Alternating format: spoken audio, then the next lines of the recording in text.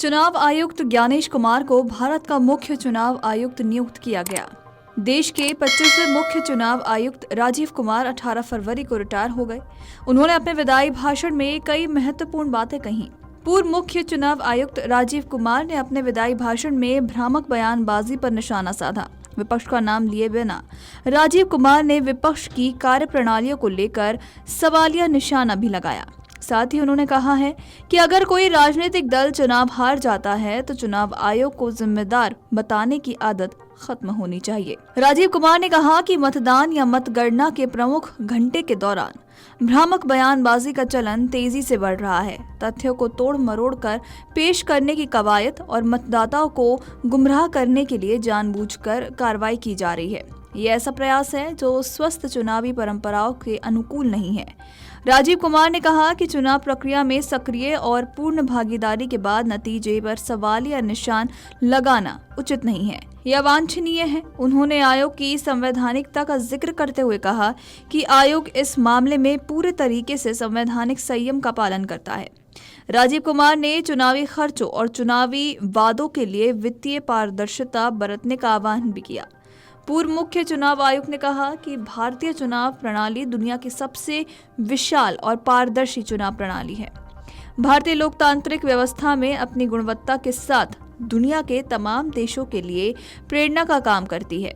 इसलिए भारत को चाहिए कि अपनी इस सॉफ्ट पावर का फायदा उठाए। राजीव कुमार ने कहा कि पूरे विश्वास के साथ लेकिन परिपक्व लोकतंत्र के हित में ऐसी चालों से बचना ही बेहतर होगा।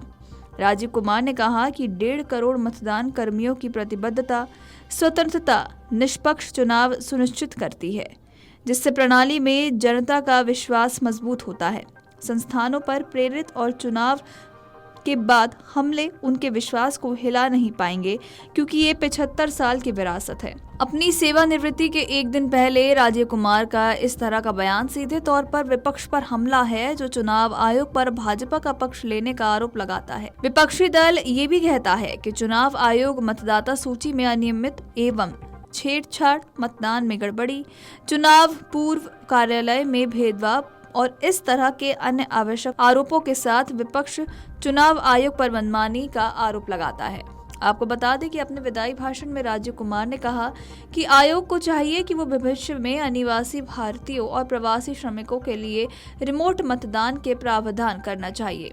उन्होंने कहा कि मतदान के लिए बायोमेट्रिक का इस्तेमाल कर चुनावी पारदर्शिता में बड़ी क्रांति लाई जा सकती है। उन्होंने फर्जी खबरों की रोकथाम के लिए भी कड़े कदम उठाने का आह्वान किया।